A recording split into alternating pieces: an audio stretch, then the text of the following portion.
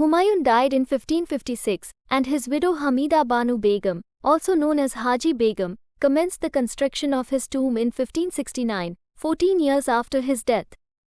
It is the first distinct example of proper Mughal style, which was inspired by Persian architecture.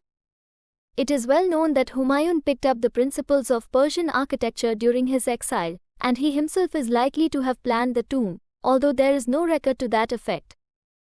The tomb was constructed at a cost of 15 lakh rupees. Mirak Mirza Ghiyath, a Persian, was the architect employed by Haji Begam for this tomb. The tomb proper stands in the center of a square garden, divided into 4 main parterres by causeways, in the center of which ran shallow water channels.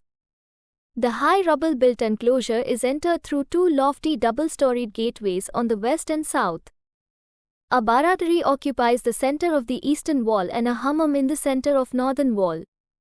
The square red sandstone double-storeyed structure of the mausoleum with chamfered corners rises from a 7-meter-high square terrace, raised over a series of cells, which are accessible through arches on each side. The grave proper in the center of this cell complex is reached by a passage on the south. The octagonal central chamber contains the cenotaph, and the diagonal sides lead to corner chambers which house the graves of other members of the royal family. Externally, each side of the tomb, its elevations decorated by marble borders and panels, is dominated by 3 arched alcoves, the central one being the highest. Over the roof, pillared kiosks are disposed around the high emphatic double dome in the center. The central octagonal chamber contains the cenotaph, encompassed by octagonal chambers at the diagonals and arched lobbies on the sides. Their openings are closed with perforated screens. Each side is dominated by 3 arches, the central one being the highest. This plan is repeated on the second story too. The roof, surmounted by a double dome of marble, has pillared kiosks placed around it. The mausoleum is a synthesis of Persian architecture and Indian traditions, the former exemplified by the arched alcoves, corridors and the high double dome, and the latter by the kiosks, which give it a pyramidal outline from distance.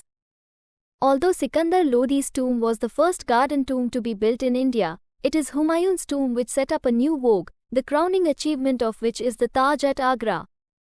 There is also a somewhat common human impetus behind these 2 edifices, one erected by a devoted wife for her husband and the other by an equally or more devoted husband for his wife. Several rulers of the Mughal dynasty lie buried here. Bahadur Shah Zafar had taken refuge in this tomb with 3 princes during the First War of Independence. On the southwestern side of the tomb is located Babur's tomb, which stands on a raised platform, reached by 7 steps from the south. The building is square on plan and consists of a single compartment covered with a double dome.